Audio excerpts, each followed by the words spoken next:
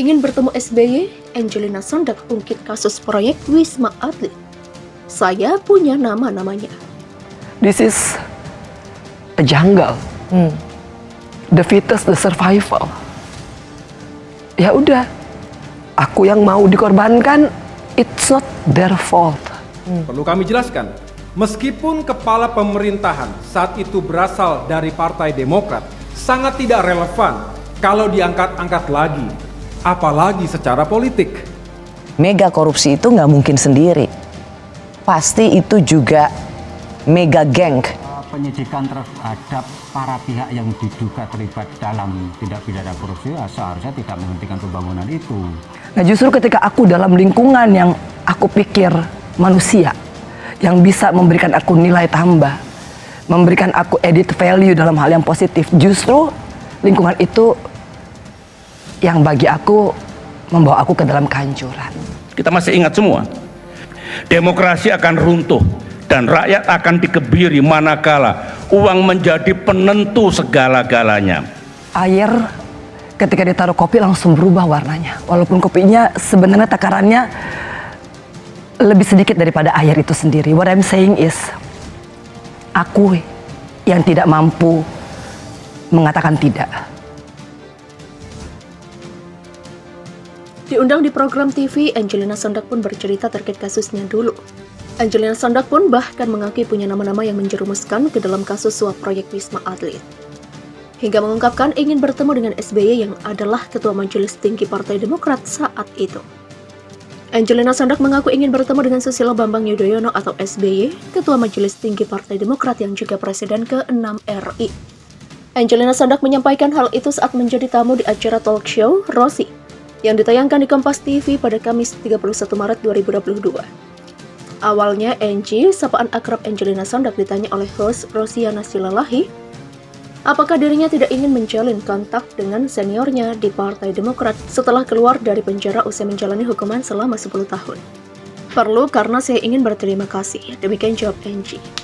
Mantan Putri Indonesia 2001 itu kemudian ditanya lagi apakah senior di Partai Demokrat yang ingin ditemuinya adalah SBY. Menjawab pertanyaan itu, Angie mengiyakan.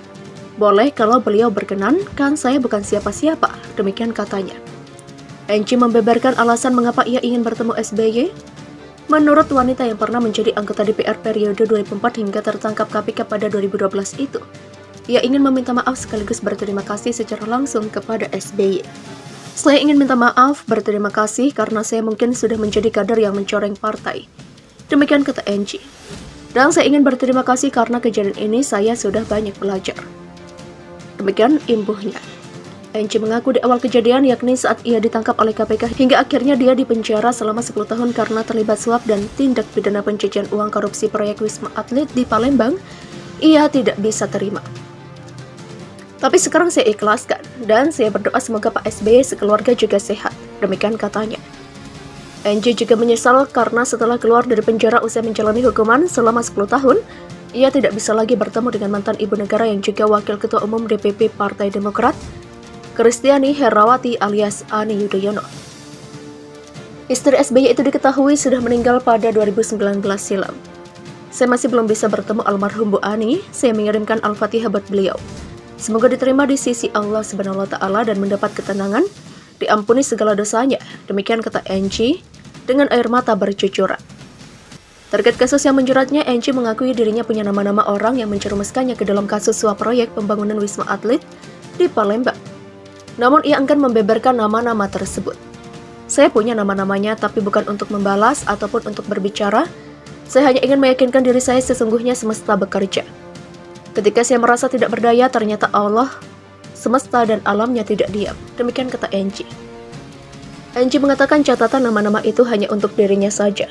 Untuk memberikan keyakinan pada diri saya bahwa Angie, walaupun kamu nggak punya suami, kamu ditinggal meninggal kakak kamu, dan kamu sekarang harus mengurus anak dan orang tua kamu, alam tidak akan meninggalkan kamu, apalagi Allah. Demikian cetus Angie. Angelina Sondag sebelumnya terjerat kasus korupsi pembangunan Wisma Atlet SEA Games 2011 di Jakabaring, Palembang. Pada persidangan tingkat pertama, ia dihukum 4,5 tahun penjara oleh Pengadilan Tipikor Jakarta.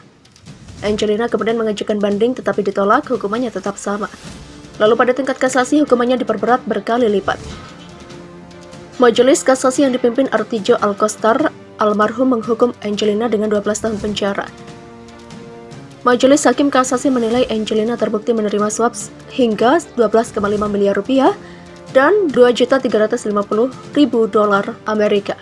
Tak terima dengan hukuman itu, ia kemudian mengajukan peninjauan kembali atau PK. Upaya hukum itu berbuah saat PK dikabulkan oleh Mahkamah Agung. Alhasil, hukumannya pun dipotong tetapi hanya 2 tahun penjara, sehingga hukumannya menjadi 10 tahun penjara. Angelina mendekam di penjara sejak 27 April 2012 dan kemudian bebas pada 3 Maret 2022 lalu.